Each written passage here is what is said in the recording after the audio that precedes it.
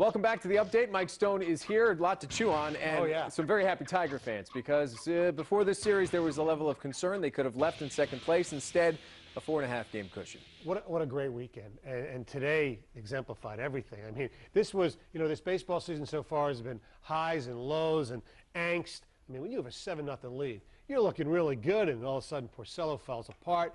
The early part of the bullpen really didn't do much, and then the way the game ended was just unbelievable. So, kudos to the Tigers. 4.5 game lead. Everything's great. And you know what? People like me who've been bashing Jim Leyland, especially for who was going to pitch this game, he got everything he wanted. It didn't happen the way he wanted, but they got the win, and he's got Verlander as rest, and he'll go tomorrow against Tampa. And the good news is this Tampa team is really tough, and going on the road and facing this rotation was going to be a challenge under any circumstance. Right. So now at least there's a little bit of breathing room. But let's get into the acquisition of Delmon Young, what he's going to mean down the stretch. You can tell, put that guy on a first-place team, as I said earlier in the show, and he performs. I mean, just incredible what he's done. Let's hope he's able to continue it. He had a great week. I mean, obviously the first, his first at bat as a Tiger, that was cool. And today, the home run.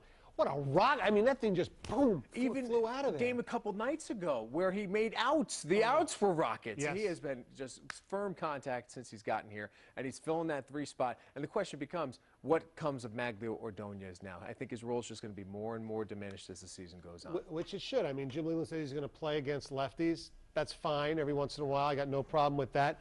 You take him out at the end of games for defensive purposes.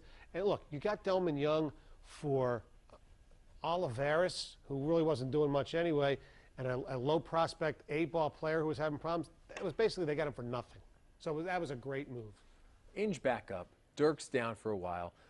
Inge now eligible to play in the postseason if he starts putting stuff together. Do you think he's going to have that kind of role with the team down the stretch? Yeah, I do. And look, I'm one who's not the biggest Brandon Inge fan, not personally, just, when a guy's hitting 180, he shouldn't be playing. I think he's not going to do what he did last night, which was a storybook night, for crying out loud. But he is a better defender than Betterment. He's a better defensive third baseman than Donald Kelly. I have no problem with him. Maybe not every game against lefties, so I'll disagree with Leland on that. But I have no problem with him as long as he can hit occasionally, playing and coming in for his defense, because he is a good defensive player. He's not as great as the Inge lovers think he is, so no problem with that right now. Let's touch on the Lions. The chief concern right now coming out of the game against Cleveland is Jahvid Best.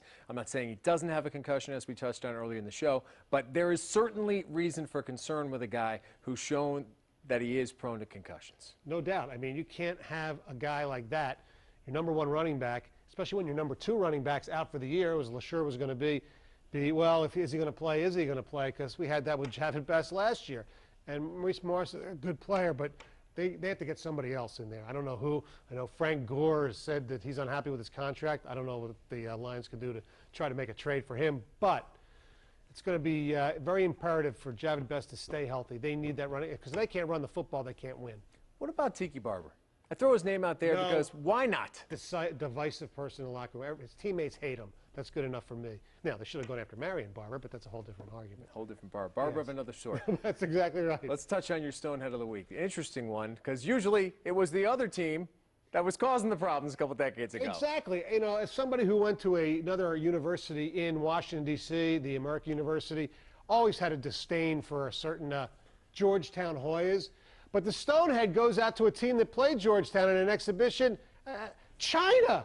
They started a brawl against Georgia. Usually it is the other way around. Usually Georgetown historically, and I can't believe I'm sticking up for Georgetown, but this Chinese basketball team, Stoneheads.